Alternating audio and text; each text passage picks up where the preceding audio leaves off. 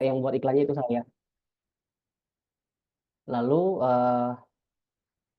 saya juga memiliki beberapa di luar mentorbox.id itu memegang iklan dan beberapa brand yang saya bantu handle. Ada salah satunya itu supermarket laundry ada di Makassar, dan ada beberapa Akika ada di Bekasi, Jakarta, dan Tangerang. Baik, teman-teman, mungkin apabila teman-teman di sini sudah pernah atau sudah pernah ikut atau sudah ada lebih tahu tentang digital marketing itu sendiri, saya hanya remind atau mengulang kembali materi-materi yang akan saya bawakan. Baik, tujuan pelatihan hari ini dan sampai 5 kali pertemuan selanjutnya, yaitu yang pertama, dapat mengidentifikasi produk terhadap sebuah bisnis. Yang kedua, di sini kita tujuannya dapat melakukan riset keyword terhadap produknya.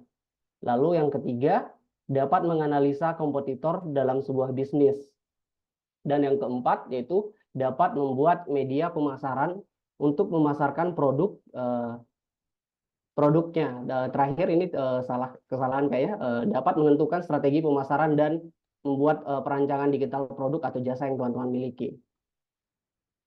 Nah, di sini izinkan saya untuk membacakan aturan kelas pada malam hari ini. Yang pertama, kamera dalam posisi on semua, diharapkan kerjasamanya teman-teman semuanya. Yang kedua, berperan aktif dalam setiap sesi yang dibawakan. Selanjutnya, dilarang membahas SARA selama training ini berlangsung. Selanjutnya, sopan dan saling menghormati antar peserta.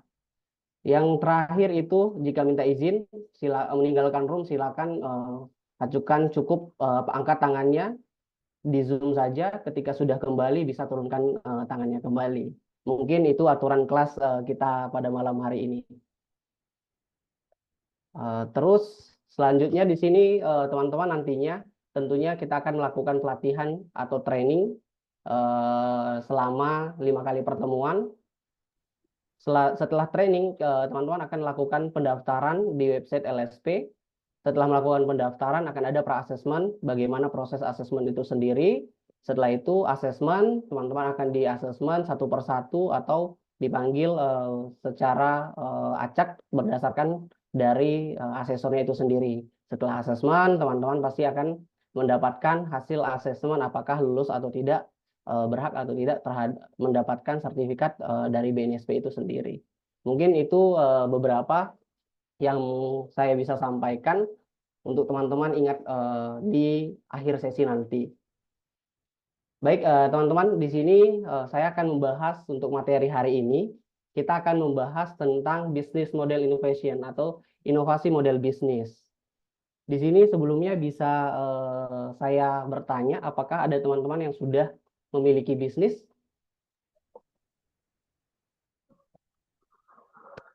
Sudah, Pak. Udah ya, bisnis apa itu, Pak? Eh, Box packaging. Oh ya, box packaging ya. Jadi kayak custom gitu ya, Pak? Ya, custom. Oh ya, terima kasih Pak. Ada salah satu teman kita sudah memiliki bisnis. Mungkin Pak kalau izinkan saya mengulang materi apabila Bapak sudah mengetahui mengenai bagaimana inovasi dalam model bisnis itu sendiri. Nah, di sini apa yang akan kita bahas hari ini? Tentunya yang pertama, konsep dan inovasi model bisnis itu sendiri. Yang kedua, berbagai pola model bisnis inovatif. Yang ketiga, mendesain model bisnis. Dan terakhir itu merancang bisnis model kanvas. Jadi nanti saya akan memberikan tugas untuk rekan-rekan bagaimana cara membuat atau merancang bisnis model kanvas itu sendiri. Nah, di era disrupsi digital ini, saat ini tuh banyak muncul model bisnis baru yang inovatif menggantikan model bisnis yang lama. Jadi memang sekarang banyak model-model bisnis yang mungkin ditiru dan dimodifikasi di era digital ini. Jadi tidak menutup kemungkinan bisnis kita ketika kita tidak bisa berkembang, maka bisnis kita akan tertinggal. Nah, di sini tentunya sebagai kita untuk pelaku UMKM di Indonesia sendiri memiliki beberapa masalah. Nah, masalah itu sendiri ada 4 yang saya rincikan. Yang pertama, mengenai modal dan teknologi. Jadi kita sebagai pelaku UMKM sering sekali terkendala modal, di mana kurangnya modal dan rendahnya pengetahuan mengenai teknologi. Ini salah satu kelemahan yang biasa saya jumpai di UMKM yang ada di Indonesia. Nah, ketika kita punya modal kurang modal untuk mengembangkan bisnis kita itu sangat terbatas. Jadi mungkin kita tidak bisa mendapatkan target market sesuai dengan keinginan kita. Yang kedua itu jangkauan pemasarannya. Nah, di sini tidak mampu menjangkau pasar yang lebih luas. Kebanyakan dari UMKM itu sendiri kita susah menjangkau pemasaran yang lebih luas. Biasanya kita punya bisnis atau bisnis sendiri di lokal sendiri, misalkan di Makassar gitu. Kita punya bisnis tapi tidak bisa menjangkau untuk orang-orang yang di luar Pulau Sulawesi atau di luar Makassar. Sering sekali ini masalah-masalah yang terjadi di UMKM di Indonesia.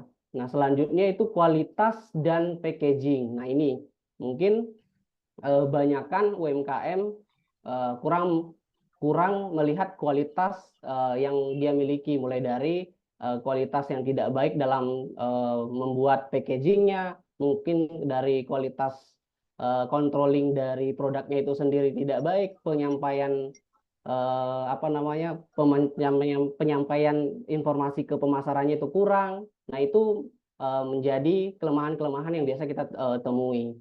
Selanjutnya itu ada kurang inovasi. Nah, di sini biasanya kebanyakan UMKM itu meniru barang atau produk yang sudah ada di tempat lain. Itu biasanya banyak terjadi. Jadi lagi booming misalkan jualan keripik ubi. Itu satu tempat itu booming naik, teman-teman yang lain ikut mengikuti ikut jual keripik ubi. Itu yang banyak saya lihat. Jadi tidak mau melakukan inovasi dan perubahan strategi bisnis. Jadi kebanyakanlah itu terjadi dari teman-teman pelaku UMKM yang ada di Indonesia. Selanjutnya teman-teman di sini pernah dengar tentang bisnis model kanvas? Ada yang sudah pernah dengar? Sudah. Baik, baik di sini saya kembali merefresh bahwa bisnis model kanvas itu biasanya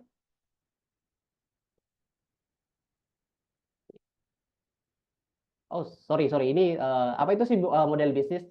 Sorry, apa sih itu model bisnis? Jadi suatu model bisnis menjelaskan menjabarkan bagaimana sebuah perusahaan dapat bergerak dan berkembang untuk memperoleh keuntungan. Nah, model bisnis itu biasanya dituangkan dalam bentuk bisnis model kanvas. Nah, bagaimana cara menentukan cara-cara inovatif dalam berbisnis untuk menggantikan cara-cara yang lama yang sudah usang? Nah, di sini tentunya kita harus memahami model bisnis itu sendiri. Nah, sebuah model bisnis menggambarkan dasar pemikiran tentang bagaimana menciptakan dan memberikan dan menangkap nilai pelanggan. Jadi, kita harus bisa memberikan impact atau solusi dari keluhan-keluhan dari pelanggan itu sendiri. Nah, di sini biasanya elemen-elemen model bisnis yang kita gunakan, yang pertama, sebelum kita membuat bisnis model itu kita menggunakan beberapa elemen. Yang pertama, tentunya harus menentukan segmentasi pasar atau target pasarnya. Jadi teman-teman sebelum membuat bisnis, kita harus tahu di mana segmen yang mau kita target, siapa-siapa saja yang mau kita target. Target pasarnya itu mencakup wilayah apa saja. Jadi tentukan terlebih dahulu segmentasi pasarnya. Yang kedua, rumuskan tawaran nilai. Jadi rumuskan berapa price yang mau kita pasarkan. Jadi barangnya berapa mau dijual, HPP-nya berapa itu teman-teman harus hitung, lalu harga yang ditawarkan di publik itu berapa. Selanjutnya, bagaimana melakukan penyalurannya? Apakah teman-teman melalui sosial media, apakah teman-teman melalui Shopee, apakah teman-teman melalui live, itu silakan tuangkan elemen-elemen ini. Yang selanjutnya itu cara mendapat dan mempertahankan pelanggan. Teman-teman harus membuat teknik bagaimana cara mendapatkan pelanggan dan mempertahankan pelanggan itu sendiri ketika sudah membeli produk kita. Nanti itu bisa dituangkan di dalam bisnis model kanvas. Terus selanjutnya di sini ada sumber pendapatan yang dapat diperoleh. Jadi teman-teman harus mencatat apa-apa saja sumber pendapatan yang dapat diperoleh dari bisnis itu sendiri. Misalkan di bisnis teman-teman itu tentang keripik tadi, kira-kira apa saja yang bisa mendapatkan selain keripik itu sendiri. Teman-teman bisa dituangkan di dalam model bisnisnya itu sendiri. Selanjutnya itu aktivitas utama bisnis. Jadi di sini bisa dituangkan juga aktivitas utama bisnis. Nanti kita bisa lihat apa-apa saja aktivitas di kolom mana aktivitas utama bisnisnya dimasukkan. Lalu sumber daya utama, lalu di sini ada mitra dan struktur biaya. Itu semua merupakan elemen-elemen model bisnis yang bisa nanti kita masukkan di dalam bisnis model Canvas. Nah, di sini bisnis model Canvas itu sendiri tentunya bertujuan untuk kerangka kerja yang membahas tentang model bisnis kita dengan disajikan dalam bentuk visual berupa kanvas lukisan dan dapat dimengerti dan dipahami oleh rekan-rekan kerja atau partner kerja kita. Tentunya bisnis model kanvas itu penuangan dari tujuan bisnis kita ke depannya seperti apa, visi misi dari bisnis kita itu seperti apa. Dalam perancangan atau inovasi model bisnis harus memperhatikan lingkaran bisnisnya. Nah, di sini ada 4 lingkaran bisnis yang saya rangkum. Yang pertama itu ada tinjauan masa depan, analisa pasar, makroekonomi, dan analisa persaingan. Nah, di dalam tinjauan pasar itu sendiri, tentunya teman-teman harus menentukan key trends-nya, di mana key trend itu di breakdown lagi memiliki beberapa subnya lagi, di antara yang pertama tren teknologi apa yang digunakan. Jadi teman-teman harus tinjau pasarnya ketika mau jualan atau punya bisnis, harus melihat tren teknologi yang digunakan. Lalu tren regulasi itu misalkan regulasi dari pemerintah, bisa teman-teman memperhatikan itu. Apakah regulasi yang dibuat oleh pemerintah bertentangan tidak dengan bisnisnya teman-teman. Lalu tren sosial dan budaya. Jadi kita harus meninjau kembali tren sosial dan budayanya, lalu tren ekonomi. Di sisi lain ada namanya analisa pasar. Nah, di analisa pasar itu memiliki sub lagi yang biasa disebut sebagai market focus. Nah, di market focus ini di dalamnya mencakup segmentasi pasar, kebutuhan dan permintaan, isu pasar, biaya pelatihan, dan daya tarik pendapatan. Jadi dalam market focus kita harus menganalisa segmentasi pasarnya seperti apa, kebutuhan dan permintaannya seperti apa. Apakah bisnis kita banyak yang membutuhkan dan banyak permintaan dari pelanggan-pelanggan yang ada di pasaran. Jadi kita harus mendeskripsikan market fokus kita itu ada di mana. Selanjutnya itu makroekonomi. Nah, makroekonomi sendiri tentunya berfokus pada kondisi pasar global, kondisi pasar modal, instruktur ekonomi, komoditas, dan sumber lainnya. Di sini mencakup makroekonomi, di mana setelah kita tahu industri pasar global itu seperti apa, teman-teman akan tahu kira-kira bulan depan bisnis saya bisa lanjut atau tidak, atau perlu saya scale up atau tidak. Jadi kondisi pasar global itu berpengaruh kepada bisnis teman-teman itu sendiri. Selanjutnya ada di industri proses. Nah, industri proses sendiri tentunya untuk menganalisa persaingan pasar. Misalkan yang pertama, pemasok atau aktor rantai nilainya. Misalkan teman-teman punya bisnis itu. Pemasoknya dari mana? Teman-teman harus bisa menganalisa kompetitor teman-teman punya pemasok produk dari mana. Jadi teman-teman harus membandingkan market hari ini, kompetitor hari ini punya pemasok dari mana. Jadi jangan sampai barang yang teman-teman punya itu pemasoknya lebih murah dari pemasok yang ada, kompetitor yang ada hari ini gitu. Lalu pemangku kepentingan ini kembali biasanya kepada pemangku kepentingan, yaitu pemerintah memiliki kebijakan-kebijakan yang biasanya bertentangan dengan industri kita. Lalu pesaing. Nah, ini pesaing tadi. Jadi teman-teman harus menganalisa pesaing kita itu siapa saja. Punya bisnis, kira-kira pesaingnya siapa saja sih? Siapa-siapa orangnya yang atau bisnis-bisnis baru yang kira-kira punya target market yang sama dengan kita. Nah, ini biasanya pesaing itu berupa pemain-pemain baru yang memiliki bisnis yang serupa dengan bisnis kita itu sendiri. Ketika kita sudah menganalisa produk dan jasa yang ada menjadi pesaing kita, tentunya kita harus punya value lebih atau punya nilai plus pembeda dari produknya yang ada. Tentunya teman-teman harus berinovasi. Ketika sudah ada pesaing, jangan sampai pesaing tersebut memiliki value lebih baik dari produk kita itu sendiri.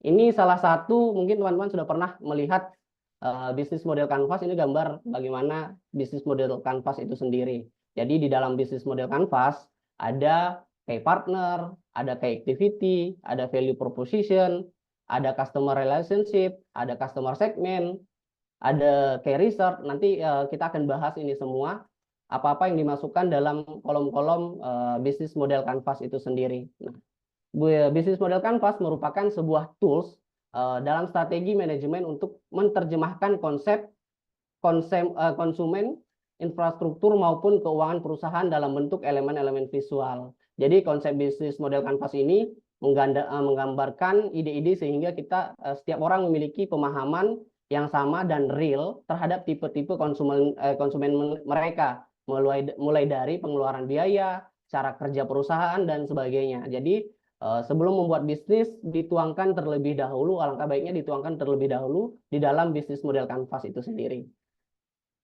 Nah, bagaimana sih cara membuat bisnis model Canvas? Apa-apa saja yang perlu dimasukkan? Yang pertama itu ada namanya segmentasi pasar, yang sempat tadi kita singgung. Segmentasi pasar, di dalam kolom ini kita bisa menentukan siapa target produk yang ingin kita target. Siapa sih target dari produk kita? Jadi di dalam kolom ini silakan masukkan target-target yang ingin kita jadikan orang-orang membeli produk kita. Lalu, apakah produk kita sudah ditawarkan ke orang yang tepat? Jadi, di segmentasi pasar ini kita bertanya, apakah produk kita sudah ditawarkan ke orang yang tepat? Nah, jangan sampai, misalkan teman-teman punya bisnis baju bola gitu, baju bola khusus untuk laki-laki. Jadi, teman-teman tidak mendeskripsikan produk teman-teman kepada orang yang tepat. Baju bola ini ditawarkan kepada perempuan, jadi kurang tepat, walaupun mungkin bisa dibelikan untuk suaminya. Seperti itu contoh salah satunya. Yang ketiga, apakah customer akan membeli produk Anda? Nah, ini teman-teman kembali bertanya, apakah customer akan membeli produk kita? Apa sih keunggulan dari produk kita?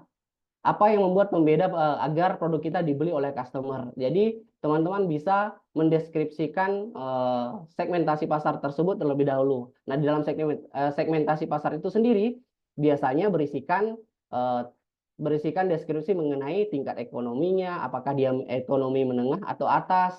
Jadi teman-teman bisa masukkan di dalam kolom segmentasi pasar.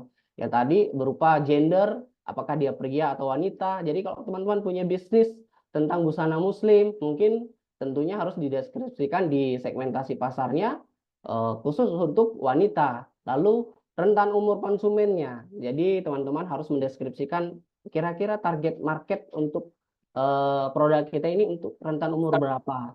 Tidak semua customer bisa ditarget untuk menjadi produk market fit kita. Suara saya mantul ya?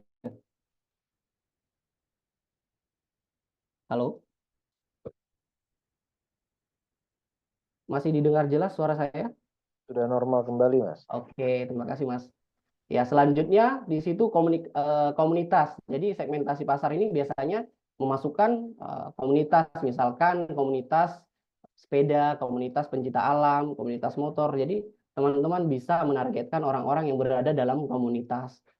Lalu selanjutnya itu wilayah dan tempat tinggal. Nah, di dalam segmentasi pasar biasanya elemen-elemen inilah yang dimasukkan dari target market produk kita. Jadi kalau punya bisnis, apakah wilayahnya itu mencakup Jakarta saja, mencakup Surabaya saja, atau mencakup Makassar saja, apakah seluruh Indonesia. Jadi bisa dideskripsikan di dalam kolom segmentasi pasar. Nah, setelah selesai membuat segmentasi pasarnya, selanjutnya kita itu membuat keunggulan atau keunggulan dari produk atau jasa yang kita tawarkan. Nah, keunggulan ini biasanya menjelaskan gabungan antara barang yang dijual dengan layanan untuk pelanggan kita. Jadi nilai yang ditawarkan harus unik agar bisa dibedakan dari pesaing-pesaing kita. Jadi ketika kita punya produk, harus menjawab keinginan dan kebutuhan konsumen.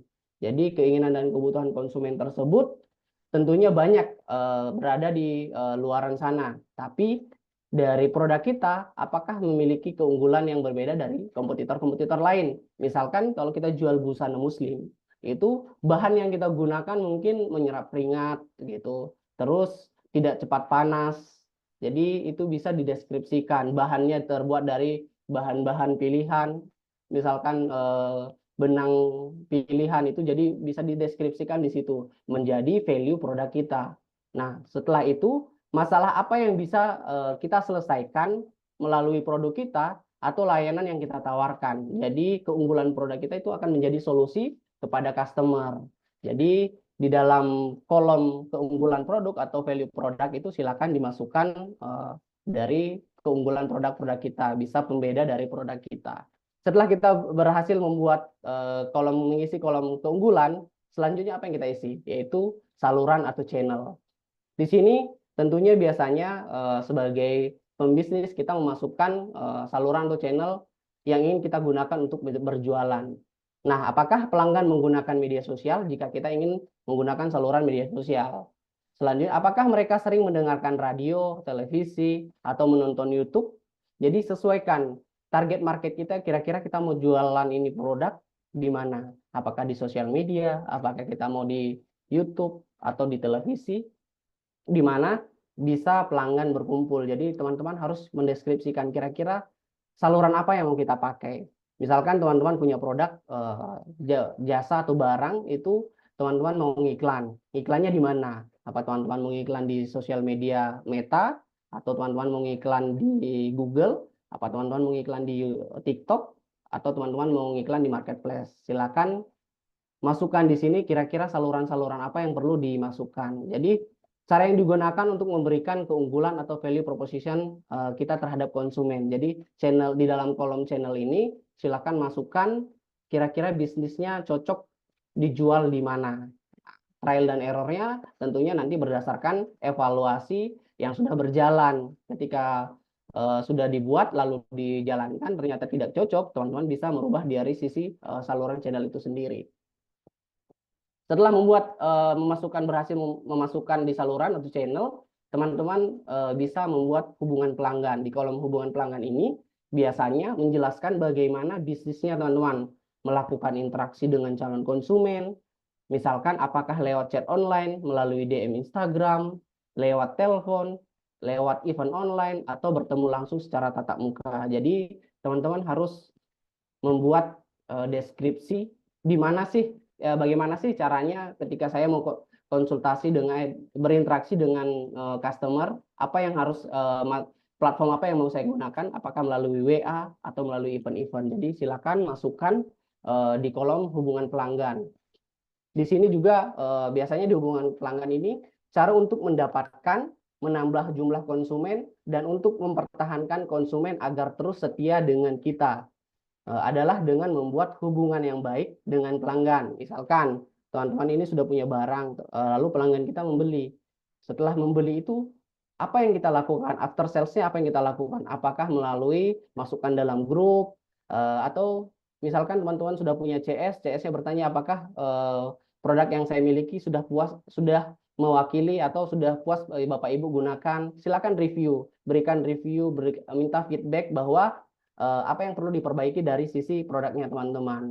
Nah, disitulah wadah untuk terus membangun hubungan dan semakin mempererat hubungan dengan pelanggan kita. Ketika sudah beli, tidak diacukan begitu saja, karena kebanyakan biasanya saya lihat setelah belanja, itu customernya tidak diladeni seperti bagaimana waktu sebelum belanja barangnya itu sendiri. Jadi setelah belanja, tetap simpan nomor kontaknya. Ketika ada keluhan mengenai produknya, silakan dilakukan feedback, minta saran-sarannya, meminta rating dari produk kita, bagaimana, apa yang harus diperbaiki, apa yang harus ditingkatkan dari produk kita. Jadi di sini tentunya teman-teman harus membangun hubungan pelanggan agar pelanggan tersebut repeat order, karena ketika pelanggan tersebut repeat order, tentunya cost untuk marketing teman-teman itu akan lebih murah.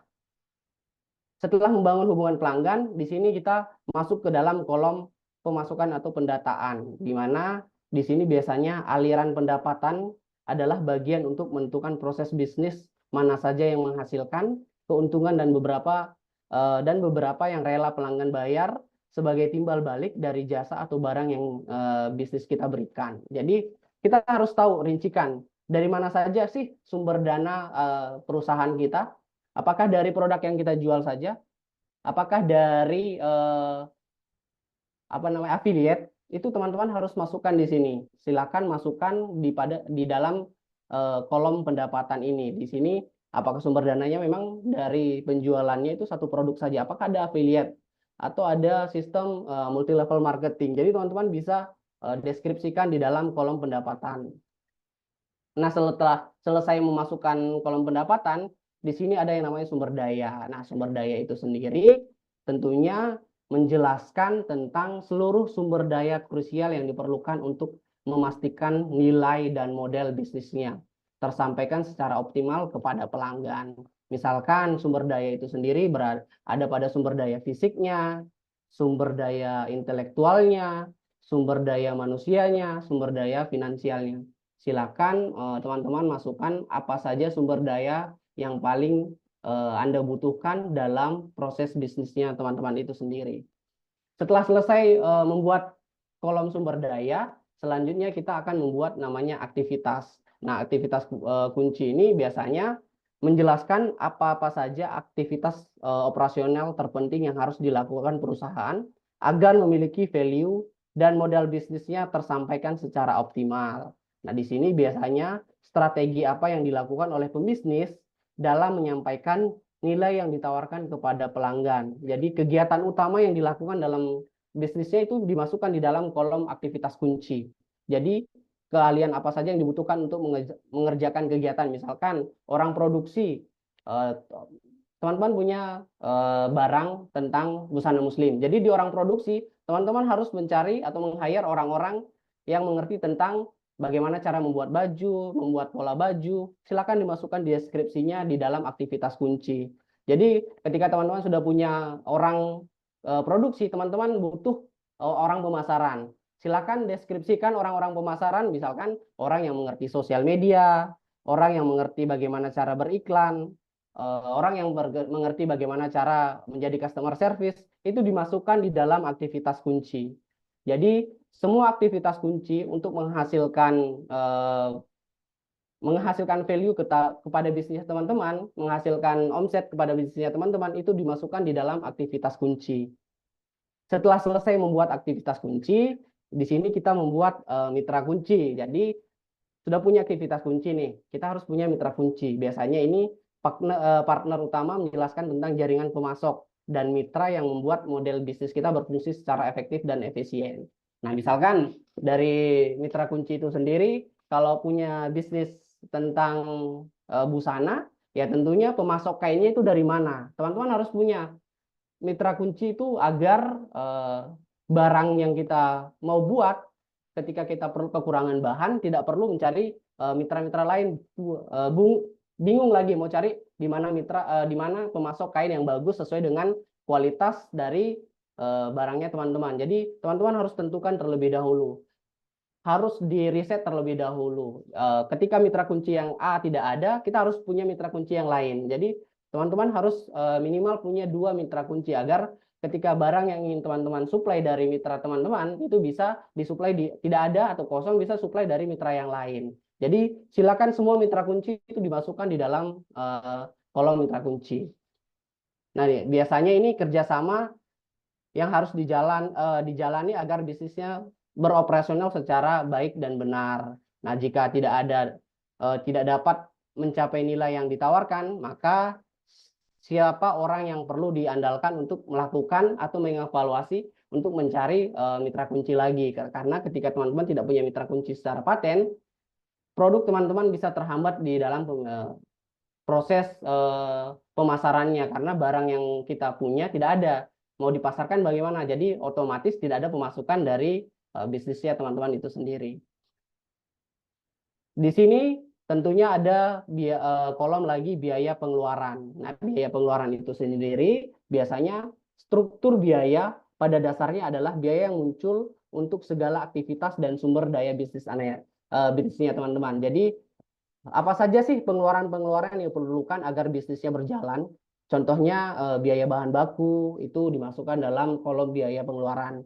Biaya gaji karyawan, biaya promosi, biaya sewa gedung, biaya perizinan, biaya asuransi, komisi, komisi reseller dan lain-lain. Jadi semua biaya-biaya yang mencakup dalam lingkup bisnisnya teman-teman, silakan masukkan di dalam kolom biaya dan pengeluaran. Jadi semua mengenai rincian-rincian biaya yang akan dikeluarkan dimasukkan dalam kolom biaya dan pengeluaran.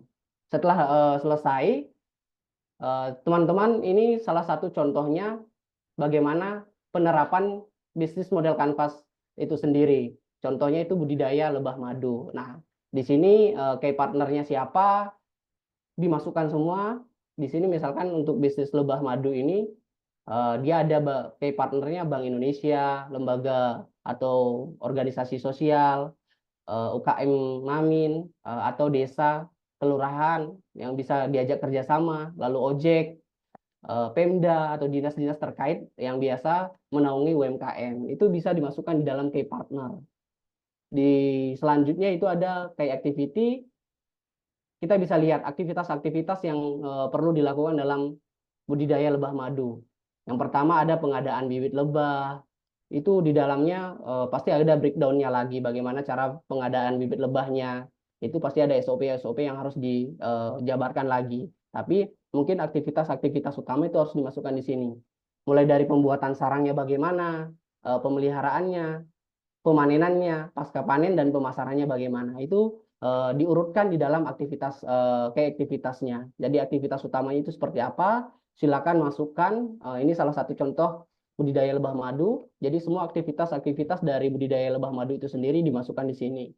Lalu value proposition-nya, jadi lebah madu itu sendiri dia memiliki value proposition menyediakan edu wisata lebah dan menawarkan madu berkualitas terjamin, murni, higienis, halal, dan aman. Jadi itu value proposition-nya. Jadi ketika teman-teman punya bisnis, silakan masukkan value proposition-nya di sini. Apa menjadi pembeda dari produk-produk yang lain. Jadi dimasukkan di dalam kolom value proposition. Selanjutnya itu di customer relationship, tentunya ada edukasi lebah atau lebah madu, rekomendasi untuk pemilihan madu yang baik, coba gratis atau sampel, lalu di medsos menggunakan sosial media. Jadi customer relationship-nya itu bisa melalui edukasi lebah. Jadi mungkin melalui kegiatan-kegiatan seminar atau kegiatan-kegiatan dalam event-event offline itu dimasukkan di sini. Kegiatan customer relationship-nya itu seperti apa? Silakan masukkan di kolomnya. Lalu customer segment. Nah, customer segment ini mungkin teman-teman tadi sudah sempat dibahas. Ya, jadi lebah madu ini, budidaya lebah madu ini memiliki customer segment ada 3. Yang pertama, santri dan wakil santri, warga sekitar pondok, jadi UMKM Mamin atau instansi-instansi dinas yang ada di dalam lokasi-lokasi yang dekat budidaya lebah madu itu sendiri. Selanjutnya itu ada key resource. Nah, key resource ini biasanya mencakup tentang peralatan dan mesin pengelolaan. Di sini dimasukkan misalkan SDM terampilnya seperti apa, orang-orang yang terampil dalam mengelola budidaya lebah madu dimasukkan di dalam key proses, lalu legalitasnya, lahan, dan lain-lain sebagainya. Jadi disinilah contoh budidaya lebah madu key prosesnya itu seperti ini. Ada 4 key proses yang dia masukkan. Selanjutnya itu channel yang tadi sudah dibahas. Channelnya itu untuk orang-orang yang berada di lokasi pondok, sekretariat yayasan, atau reseller atau pengepul, chatting platform. Misalkan kalau ini setahu saya dia menggunakan melalui di marketplace. Jadi mereka menggunakan channelnya di marketplace, menggunakan reseller, melalui sekretariat yayasan, mulut ke mulut. Jadi itu channel-channel yang mereka gunakan. Nah, cost strukturnya di sini mereka untuk budidaya lebah madu, investasi awalnya pengadaan melalui peralatan, mesin, koloni baru sarang dan atau saung. Jadi semua ini adalah cost struktur yang mereka masukkan. Lalu biaya operasionalnya. Jadi biaya operasionalnya dia masukkan juga. Di sini mulai dari pengadaan bibit, pemeliharaan, pemanenan, dan pemasaran itu dia masukkan dalam cost struktur. Selanjutnya revenue stream. Nah, revenue stream itu sendiri untuk lebah madu sendiri mereka memasukkan penjualan bibit lebah dan madunya itu mendapatkan revenue melalui penjualan bibit lebah dan madu. Lalu infak edukasi atau pengen pengajuan melalui infak. Selanjutnya ada sewa tempat dan penginapan. Ini revenue stream dari model bisnis budidaya lebah madu. Mungkin ini teman-teman bisa lihat di materi yang sudah dikirim. Nanti ketika teman-teman ingin membuat bisnis model kanvas, teman-teman bisa mengacu pada contoh di atas. Nah, ini untuk KFC itu sendiri ada beberapa strukturnya, itu ada di materi. Mungkin nanti teman-teman bisa ikuti ketika nanti teman-teman punya tugas untuk membuat bisnis model kanvas dari bisnisnya masing-masing. Nah, teman-teman silakan setelah materi ini selesai, teman-teman tugasnya seharusnya hari ini sekarang, tapi karena masih ada lanjutan materi, jadi bisnis model kanvas ini dikerjakan untuk setelah sesi materi selesai. Jadi ini paparkan bagaimana model bisnisnya teman-teman di dalam bisnis model kanvas. Silakan tuangkan semuanya di sini, sesuaikan kolom-kolom dari bisnisnya teman-teman. Kalau belum punya bisnis, mungkin dari mitra bisnis mitranya sendiri atau temannya, silakan masukkan di sini sebagai sampel, atau bisa juga mentor box itu sendiri sebagai contoh untuk memasukkan bisnis model kanvasnya. Nanti tugasnya silakan dikerjakan. Minggu depan kita akan evaluasi salah satu saja yang mau dievaluasi untuk dibacakan bagaimana sih model bisnis yang teman-teman miliki. Nah, setelah membahas bisnis model kanvas, tentunya di dunia digital marketing ada yang namanya digital marketing canvas. Jadi digital marketing canvas ini sebenarnya dibentuk oleh Jeremy Corman, di mana sudah diterapkan di 129 negara. Nah, digital marketing canvas ini tentunya kolaborasi dari bisnis model kanvas, di mana digital marketing canvas memungkinkan digital marketer untuk melakukan brainstorming dan berkolaborasi untuk merancang rencana pemasaran digital. Jadi untuk rancangan pemasaran digital itu diterapkan di digital marketing canvas. Bagaimana sih digital marketing canvas itu sendiri? Digital marketing canvas kurang lebih sama modelnya, tapi tidak secara strukturnya itu tidak secara berurutan seperti bisnis model kanvas. Jadi generate dari bisnis model kanvas itu sendiri.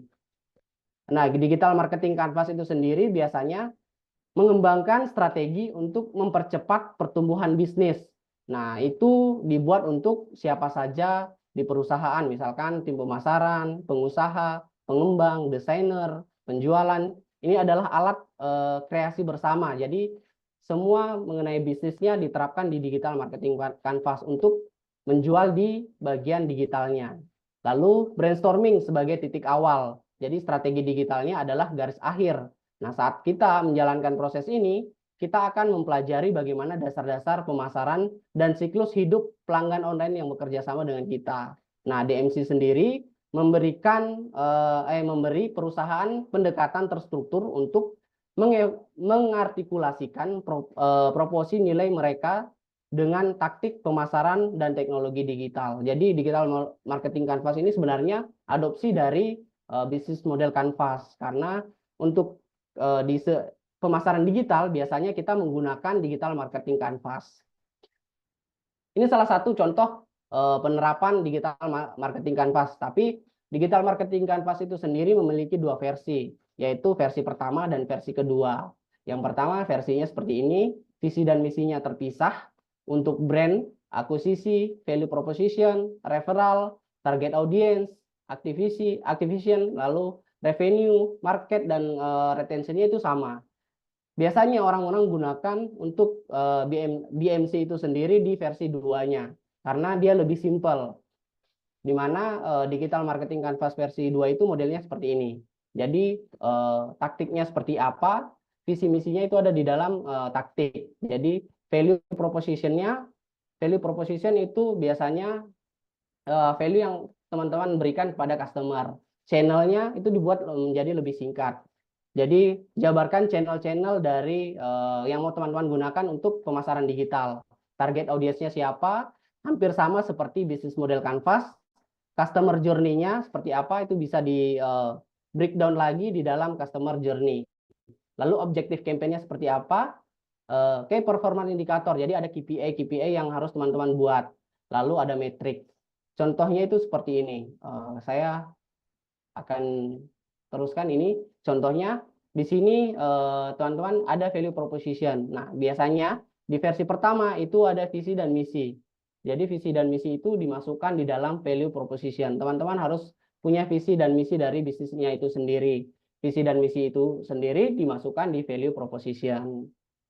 Lalu untuk value proposition, contohnya itu Microsoft. Jadi Microsoft memiliki banyak produk perangkat keras dan perangkat lunak yang berbeda, tapi masing-masing produk itu memiliki banyak nilai yang berbeda. Mereka mungkin lebih cepat, lebih ringan, cantik dari segi softwarenya itu user friendly. Namun Microsoft telah menjalankan banyak kampanye untuk menyampaikan pesan bahwa nilai utama mereka itu sudah punya value sendiri dari customer-customernya. Jadi produktivitas sama dengan customer. Setelah produktivitasnya telah jadi, maka customer akan balik melihat produk-produk yang kita buat itu sesuai dengan masalah-masalah yang mereka miliki.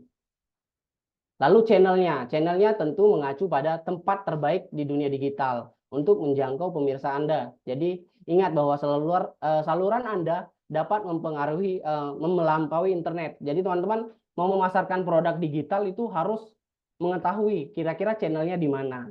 Mau pakai channel YouTube, mau pakai channel TikTok, mau pakai channel Meta atau Google, silakan masukkan di dalam channel. Misalkan teman-teman mau jualan menggunakan live streaming.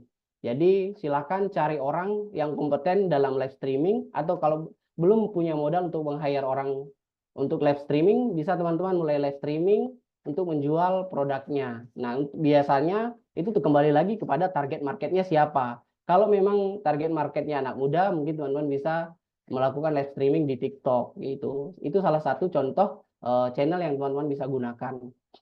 Lalu target audience. Jadi biasanya di dalam digital marketing itu biasanya mengacu pada orang-orang yang ingin Anda target atau menerima pesan pemasaran. Nah, di sini target audiensnya biasanya dispesifikan. Kalau saya dalam beriklan, target audience saya spesifikan. Apakah dia mau umurnya berapa, dia suka belanja, apakah dia suka aktivitas-aktivitas di luar ruangan, atau dia sudah menikah. Jadi deskripsi target audience itu di dalam digital marketing biasanya penerapannya itu di dalam ads. Jadi ketika target audiensnya sudah spesifik, ditahu, ketika nanti mau menjalankan ads-nya, teman-teman bisa langsung masukkan di dalam interest-interest yang target audience yang teman-teman miliki gitu. Nah, di sini target audience biasanya dideskripsikan lagi. Biasanya itu berisikan target persona. Nah, target persona itu sendiri biasanya berisikan background dari dan demografi dari customer itu sendiri. Backgroundnya seperti apa? Apakah dia seorang pekerja? Apakah dia bukan seorang pekerja? Apakah dia petani? Apakah dia karyawan? Itu bisa dimasukkan di dalam background customernya teman-teman. Lalu namanya siapa? Hobi dan interestnya seperti apa? Misalkan dia hobi bola, dia hobi traveling, itu dideskripsikan di sini. Jadi teman-teman harus mendeskripsikan target audience dari teman-teman itu sendiri. Lalu needs-nya, dia ingin apa? Teman-teman deskripsikan needs dari produk dari target audience-nya teman-teman. Setelah tahu deskripsikan, lalu kembali ke barrier dan fears-nya. Setelah sudah tercakup semuanya, target personanya, silakan teman-teman simpan. Bisa dituangkan dalam bentuk ads. Jadi ketika teman-teman mau menargetnya dalam bentuk ads, teman-teman bisa ambil deskripsi dari target persona itu sendiri, dimasukkan di dalam dashboard ads-nya nantinya ketika teman-teman mau beriklan. Nah, customer target audiensnya sudah didapat, lalu bagaimana sih customer journey-nya? Nah, di sini customer journey biasanya perjalanan audiens ketika mulai sadar akan produk atau layanan yang teman-teman berikan. Biasanya customer journey itu kalau dalam ads, teman-teman mulai dari dia klik iklan, masuk ke website, masuk ke dalam WA, lalu melakukan check out, melakukan transaksi, itu customer journey. Jadi semua yang dilakukan customer itu merupakan customer journey. Jadi teman-teman kalau sudah buat funneling customer journey, teman-teman enak bisa menargetkan misalkan orang yang kalau di ads biasanya orang-orang yang hanya klik dalam landing page bisa ditarget ulang. Orang-orang yang sudah masuk dalam add to chart tapi tidak melakukan transaksi, bisa teman-teman buatkan iklan untuk menargetkan ulang. Jadi deskripsikan customer journey dari produk yang teman-teman punya. Jadi customer journey-nya seperti apa, silakan dideskripsikan. Lalu objektifnya ini biasanya berupa objektif campaign, mulai dari pemasaran digital, tanpa memiliki tujuan atau sasaran. Jadi kalau kita tidak punya objektif, apakah tujuan pemasaran kita mau nge-branding, mau selling, atau hanya mau tujuannya nge-brand awareness saja, orang-orang biar tahu produk kita. Jadi sebelum membuat pemasaran, jadi teman-teman harus punya objektif campaign, apa tujuannya? Apakah tujuannya hanya sekedar branding melalui influencer atau melalui ads? Teman-teman harus punya tujuannya terlebih dahulu. Tentukan objektif campaign-nya itu seperti apa. Ketika teman-teman misalkan sudah punya target audience yang tepat, sudah produknya dikenal, tentunya untuk objektif campaign pemasaran digitalnya bisa menyasar untuk selling. Jadi teman-teman bisa buat objektif campaign yang spesifik agar bisnisnya menjadi lebih baik ke depannya. Selanjutnya itu Key Performance Indicator. Nah, KPI ini biasanya dikembalikan kepada karyawan-karyawan kita, atau biasa kalau saya di ads itu KPI-nya apakah ads-nya berjalan dengan baik, setelah menghasilkan konversi sesuai dengan KPI dari perusahaan, itu dituangkan dibuat dalam KPI bisnisnya teman-teman. Kalau KPI ads, teman-teman misalkan saya budgetnya keluarkan 100.000, harus menghasilkan leads yang datang itu 10. Di dalam lead 10 itu minimal closing 5. Jadi kalau belum tercapai itu, berarti KPI-nya tidak sesuai dengan targetnya teman-teman. Harus dievaluasi, apakah evaluasinya melalui websitenya salah, apakah konten iklannya salah, apakah dari sisi marketingnya salah, apakah dari sisi CS-nya salah, itu dievaluasi kembali agar KPI yang kita miliki bisa tercapai. Setelah KPI tercapai, lalunya ada taktis. Nah, taktis itu sendiri, salah satu keunggulan dalam digital marketing Canvas adalah bukan sekedar untuk alat ukurnya atau mendesain strategi. Jadi taktisnya itu biasanya digunakan untuk membaca datanya, apakah melalui Meta atau melalui Google atau melalui SEO. Jadi sebagaimana ditunjukkan pada gambar di bawah ini, bagaimana atas kanvas pemasaran digital Anda, bagaimana taktik atau berkaitan dengan eksekusi, sedangkan sebagian bawah itu terkait dengan strategi. Jadi taktiknya di Google bagaimana, taktiknya di Ads, Meta Ads itu bagaimana, teknik di SEO bagaimana. Jadi teman-teman silakan membuat taktik-taktik dalam pemasaran digitalnya. Jadi tentukan dulu, kalau menggunakan Facebook, apakah kita menggunakan boost post, apakah kita menggunakan postingan-postingan saja, atau menggunakan iklan yang langsung spesifik conversion, itu teman-teman harus tentukan terlebih dahulu. Setelah taktiknya selesai, tentunya ada metrik. Nah, metrik ini biasanya kalau dalam periklanan ada metrik-metrik yang perlu dicapai. Misalkan CPM, yaitu cost per mile-nya. Berapa yang perlu dibayar dalam satu kali 1.000 orang yang melihat, berapakah kita harus bayar? Punya target yang kita miliki dari perusahaan. Lalu CPC-nya berapa? Jadi perusahaan misalkan biaya yang dikeluarkan untuk satu kali klik itu 1.000. Jadi kalau belum sampai 1.000, kita harus evaluasi. Metriknya ini ternyata tidak mencapai target dari yang kita inginkan. Kita evaluasi lagi. Apakah sisi yang salah itu dari sisi kontennya, apakah dari sisi ads-nya memang tidak sesuai dengan target audiensnya. Setelah sudah tahu metriknya, kita perbaiki, kita testing lagi agar mencapai KPI yang kita inginkan. Nah, metrik ini biasanya kalau saya di Facebook Ads biasanya mengukurnya berdasarkan dashboard yang sudah saya jalankan. Misalkan jalan sudah selama seminggu, metriknya saya baca, apakah metrik yang saya buat itu sudah sesuai dengan target dari perusahaan. Kalau sudah sesuai, maka saya akan lakukan scale up untuk mendapatkan barang atau mendapatkan sales yang lebih banyak. Tapi kalau metriknya tidak tersampaikan atau tidak capai, maka saya akan mengevaluasi ulang dengan tim. Apakah dari tim konten, apakah dari tim landing page, apakah dari tim copywriting, itu kita evaluasi kembali untuk mencapai KPI yang berkualitas. Seperti itu. Nah, teman-teman di sini sudah mengerti tidak, atau ada pertanyaan mengenai bagaimana sih pemasaran digital itu sendiri? Kalau ada mau ditanyakan silakan.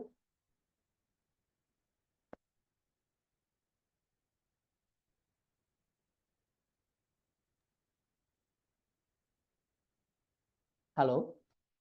Ya, jadi mungkin itu tentang bagaimana cara membuat bisnis model Canvas dan BMC atau Digital Marketing Canvas. Teman-teman, silakan nanti setelah sesi ini selesai, silakan buat tugasnya bagaimana membuat bisnis model Canvas.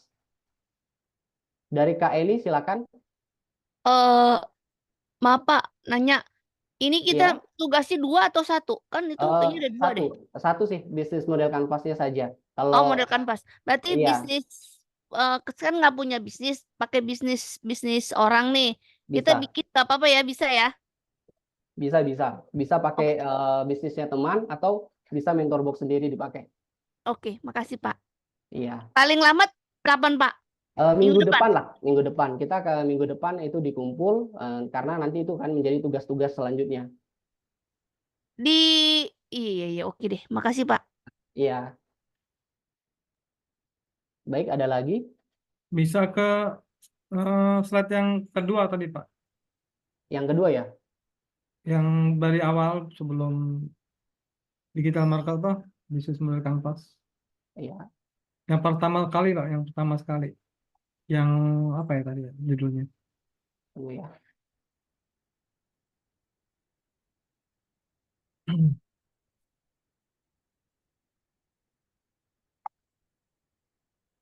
Terus,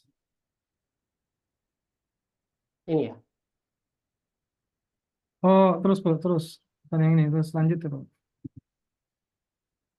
Terus, lanjut lagi, Pak. Ini yang pertama. Oh, bukan.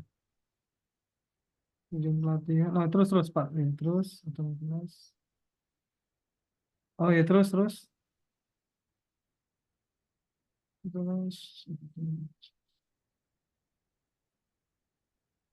Lagi, Pak. Mana tadi ya? Saya lupa ya tadi. Judulnya apa? Oh, biasa tadi yang tadi. Ini ya. Sebelumnya. Itu. Pancangan. Kenapa pancangan analisis?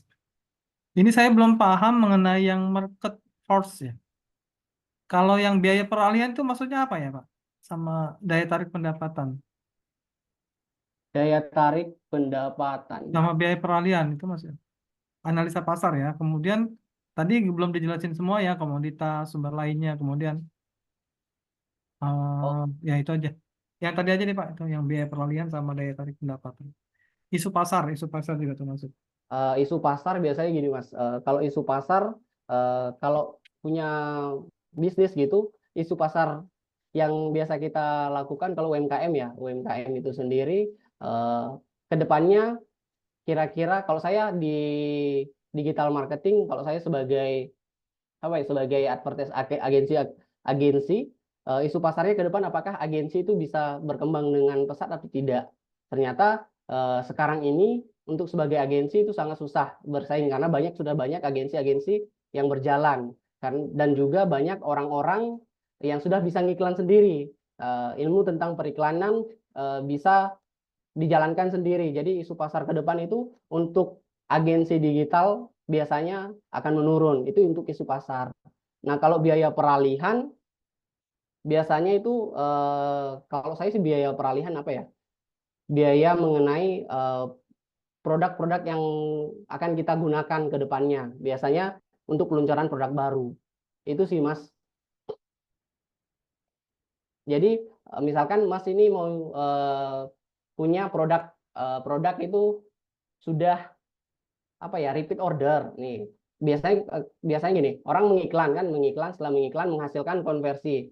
Nah, customer ini sudah menjadi customer yang melakukan repeat order, jadi teman-teman tidak perlu lagi mengeluarkan biaya iklan. Biaya iklan itu bisa dialihkan untuk biaya produk lain karena barang yang dibeli sudah tidak mengeluarkan kos iklan, jadi orang yang beli ulang itu tidak mengeluarkan budget iklan lagi gitu. Kurang lebih seperti itu sih biaya peralihan, Mas. Oke, makasih.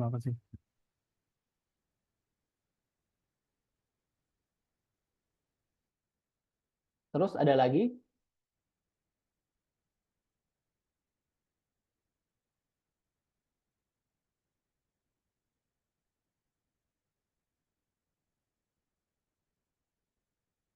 Silakan Bang Rahmat. Bang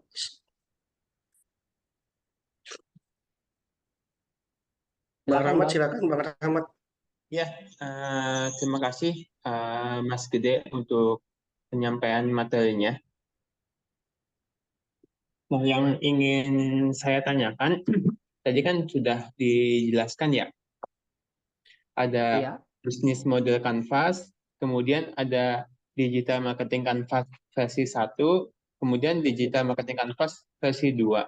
Nah, betul. dalam kondisi saat ini, dari ketiga tipe itu, yang mana yang paling optimal? Nah, kemudian terkait keuntungannya kita sebagai pengguna Canvas ini, yang lebih baik mana khususnya untuk yang pemula seperti itu, Mas Gede? Oke, baik Mas. Kalau dari saya sendiri, bisnis model Canvas yang untuk pemula, karena itu kan pengembangan sih Mas. Pengembangan, jadi untuk versi 2-nya sih Mas, versi 2-nya itu lebih simpel. Jadi Mas bisa menggunakan bisnis model Canvas yang versi 2 yang ini. Digital Marketing Canvas versi 2. Jadi di sini bisa dijabarkan mulai dari di taktik itu berisikan visi misinya dimasukkan saya di sini. Visi misi dari perusahaan itu 1 tahun ke depan seperti apa, 2 tahun ke depan dia seperti apa. Jadi lebih simpel, dia tidak seperti versi 2. Di versi 2 itu dia pisahkan, pisahkan tujuan, visi dan misinya itu dipisahkan. Jadi tujuan dan alasan visi, tujuan dari bisnisnya dipisahkan dengan visi dari perusahaannya itu sendiri gitu.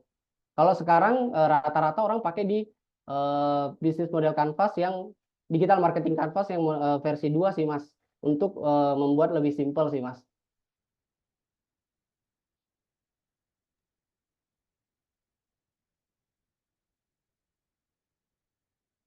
Baik, Gitu. terima kasih Mas Gede. Iya, sama-sama Mas. Ya, Bang Hadirun, silakan Bang Hadirun. Ya, Assalamualaikum warahmatullahi wabarakatuh. Waalaikumsalam. Sebelumnya saya minta maaf ya, ini bolak-balik ke komputer ke HP, jadinya ada beberapa kali nggak pakai video.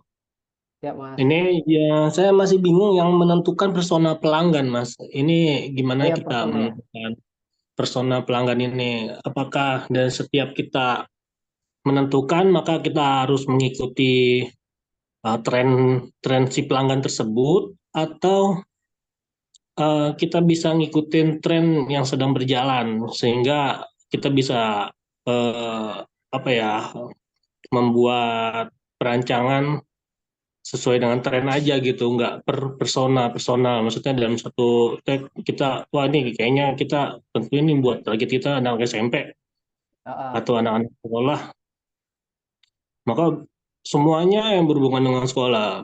Jadi yang malah ada market yang setelahnya atau yang lainnya malah nggak kena gitu. Apa gimana Mas? Maksudnya dari target persona pelanggan ini? Makasih Mas. Oke, baik Mas, terima kasih. Kalau saya sih biasanya dalam periklannya nih Mas, saya harus riset dulu sih Mas. Riset apakah target personanya itu memiliki memiliki jumlah yang besar. Ketika misalkan kalau target persona itu kan biasanya hype-hypean ya Mas.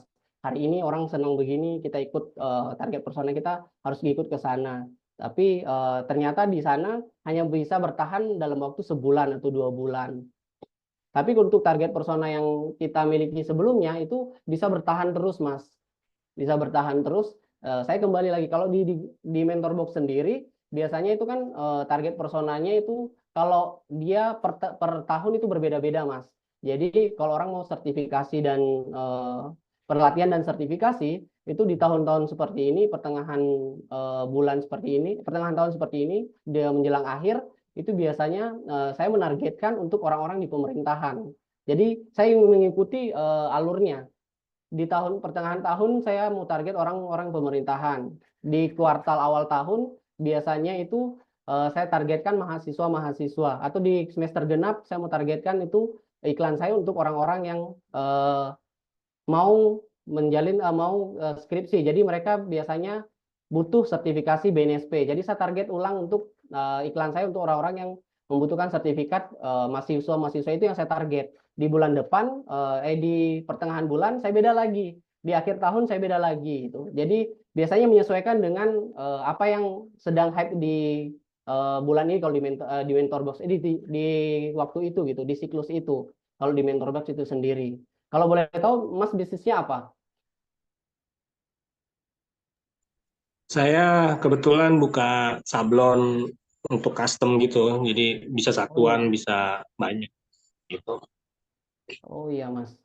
Kalau sablon berarti kita biasanya ngikuti tren anak mudanya sih Mas. Karena saya sempat pegang juga sablon, tapi dia langsung Mas itu konveksi langsung ada bajunya nggak? Atau Mas ambil dari orang, baru Mas hanya khusus sablon saja? Untuk sekarang sih saya masih dari kaos polos ya, jadi Iya. kita proses dari sablonnya aja gitu. Oh iya gitu. Kalau saya biasanya kalau untuk sablon itu ngikuti tren di kan siklusnya biasanya gini. Kalau kita mau sablon, Mas tentunya mau target kalau musim mahasiswa baru, ya Mas target orang-orang yang mau bikin kegiatan-kegiatan di kampus. Kalau misalkan Agustus seperti ini, teman Mas lagi ikuti hype-nya, ya targetnya untuk bulan ini ya orang-orang yang mau melakukan kegiatan Agustusan gitu. Sebelumnya Mas itu untuk dapat audiensnya itu beriklan atau hanya organik Mas? Dapatkan customer. Kebetulan saya organik sih, alhamdulillah. Jadi dari saya lebih ke pendekatan ke customer ya. Oh iya Jadi ya. customer itu saya save nomornya, terus ya biasa lah. Maksudnya saya nggak nganggap dia itu sebagai customer. Jadi setiap dia update status saya ikut komen. Jadi ya, jadi pendekatan itu secara apa ya, nggak formal lah.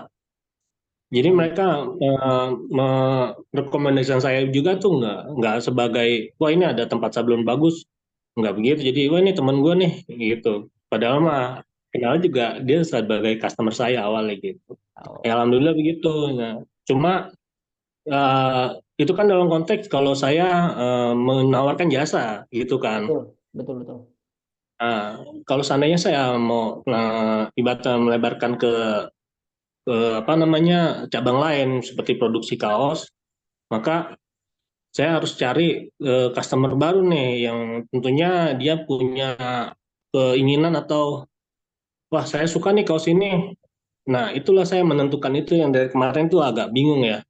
Saya mau ambil anime, cuma anime apa yang lagi hype Iya ya, sekarang tuh apa saya mau betul, betul. update atau saya mau ngambil ke anak-anak motor atau anak-anak silat.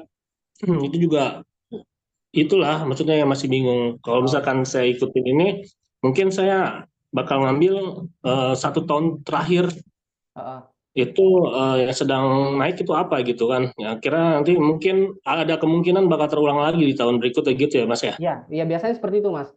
Kalau saya lihat sablon itu dari 1 tahun lah, 1 tahun itu kita punya data ya customernya Mas itu kira-kira yang banyak order itu order dari sisi yang mana? Apakah dia anak-anak klub motor? Apakah dia anak-anak mahasiswa yang organisasi-organisasi tersebut? Teman kan Mas pasti punya datanya itu. Ya biasanya evaluasinya diambil dari situ sih Mas, dari customer terbanyak kita. Nah kalau memang punya Mas yang banyak dalam 1 tahun tersebut, kuartal 1 tahun tersebut, customernya itu banyakan dari anak-anak motor, Mas alangkah baiknya menargetkan ulang anak-anak si Rangga tuh topik.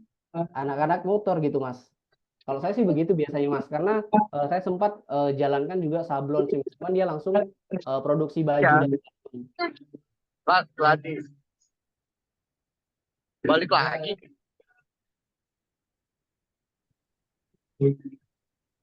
Halo. Izin Bang Dia dimatiin mic-nya. Ya lanjut Bang. Ya, kalau saya gitu sih Mas biasanya. Kalau untuk sablon memang agak tricky sih Mas. Kalau sablon itu kebetulan kan banyak ya kompetitornya Mas. Banyak banget mereka pasti menawarkan harga di luar itu. Apalagi sekarang ada sablon yang printing itu ya. Iya, itu inovasi sih, inovasi Iya dari Mas. anak-anak sablon juga sih.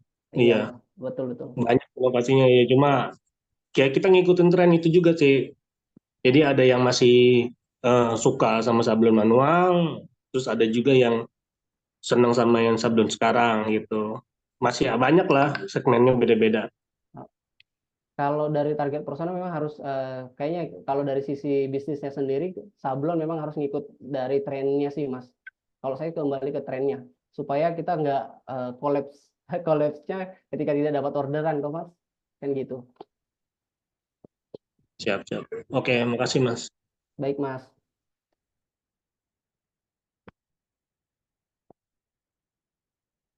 Ada lagi?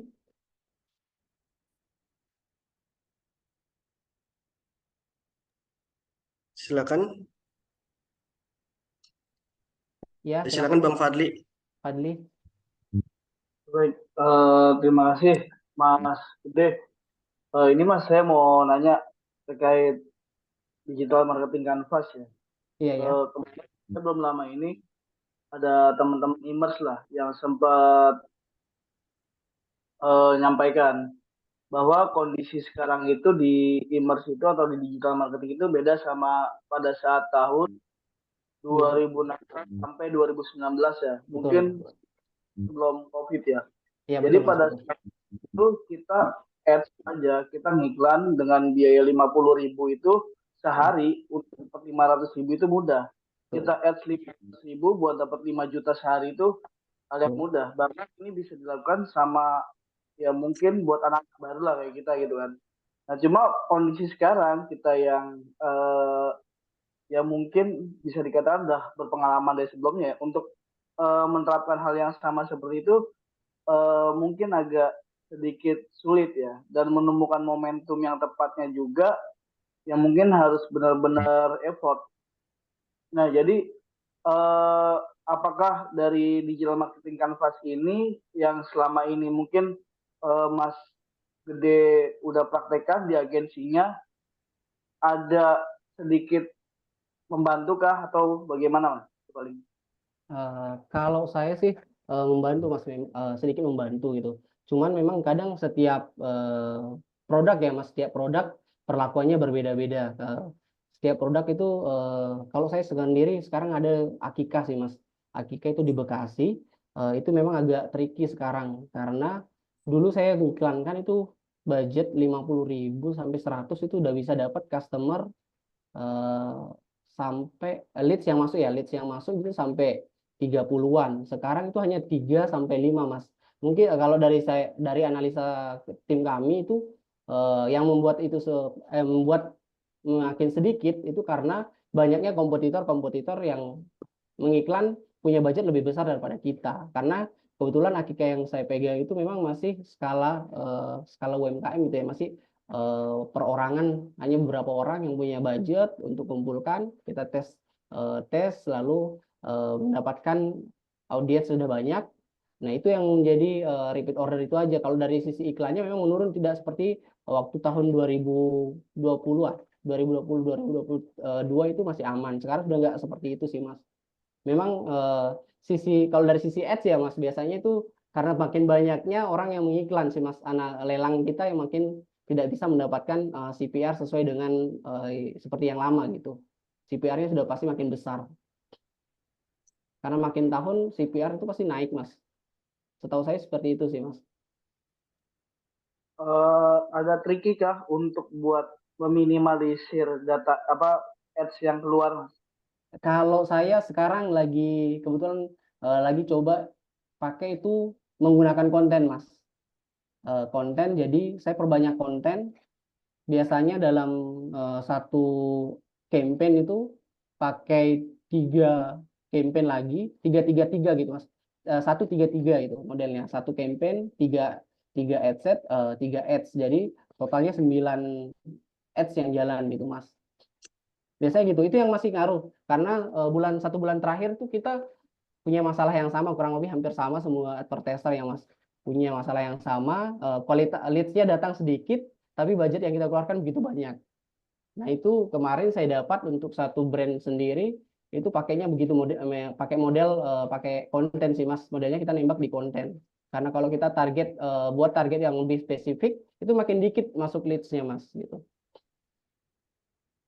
Itu sih kalau yang saya lakukan sekarang, Mas. Itu kurang lebih berhasil di 3 minggu terakhir lah berhasil.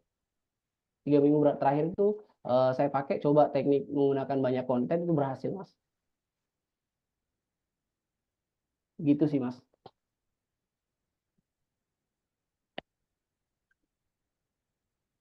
Oke, Ada, siap.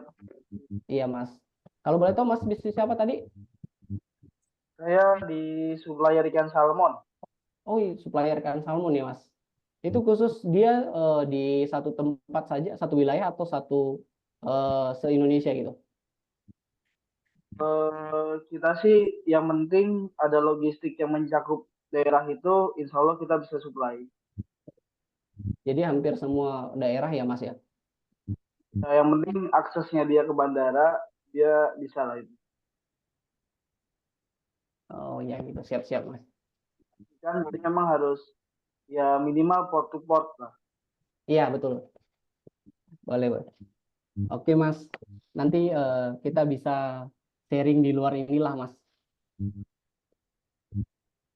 Izin Bang, tinggal 10 menit lagi.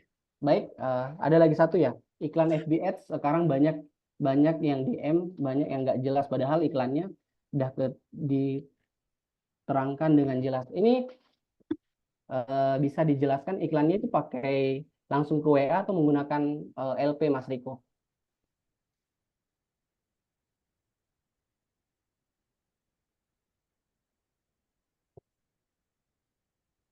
Mas Silakan Riko, Bang Riko. ya, silakan. Bisa dibuka aja langsung. Oh, pakai Buspos ya, Mas. Mas Riko bisa buka aja mic-nya biar lebih cepat. Kalau pakai Buspos memang biasanya itu terkendala broad, Mas. Jadi alangkah baiknya Mas pakai Business Manager. Bisa target lebih spesifik sih, Mas. Kalau Buspos memang kadang kendalanya seperti itu. Leads yang masuk itu lebih kotor, Mas. Berarti dia langsung masuk WA ya, Mas.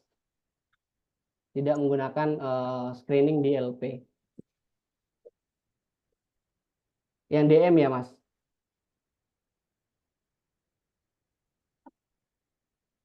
Oke, Mas. Kalau saya sih sarannya coba beralih ke menggunakan dashboard profesionalnya, Mas. Kalau sekarang memang Buspos kadang hasilnya itu nggak maksimal.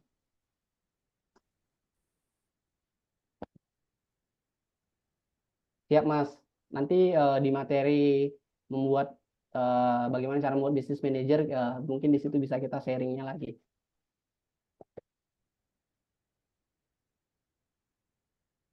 Oke, terima kasih. Baik, Mas, bisa dilanjut? Ya, silakan dari peserta apakah ada yang ingin bertanya kembali? Kalau dari Bang udah selesai Bang ya? Udah. Udah. Tadi kebetulan mati lampu saya keluar juga dari sini. Baru masuk lagi. Siap, Mas. Oke, sekali lagi sebelum diakhiri, kira-kira dari peserta apakah ada pertanyaan?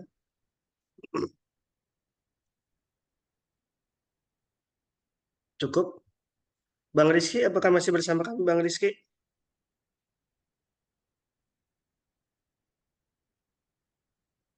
Bang Rizky? Sepertinya beliau terlempar juga. Keluar, iya, terlempar, Mas. Oke, terima kasih Bang Gede atau Mas Gede yang telah memberikan materi yang luar biasa. Ini baru awalan untuk para peserta. Nanti di minggu kedua mungkin materinya lebih luar biasa. Dan sekedar informasi, aktivitas kita selama mengikuti kegiatan ini akan kami dokumentasikan. Jadi nanti kita foto, rekam. Nanti mungkin hasil rekaman akan kita kirim via uh, hasil video dikirim via WA ya. Izin karena di akhir acara di hari pertama ini bisa dibuka kameranya lagi kita dokumentasi kembali.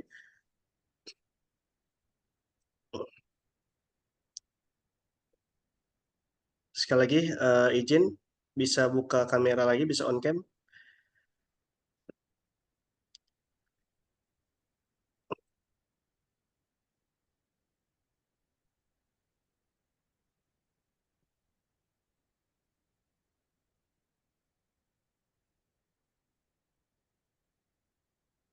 Oke, semuanya menghadap kamera.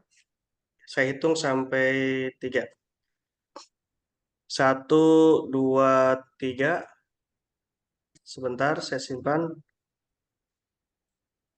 Sekali lagi, 1, 2, 3.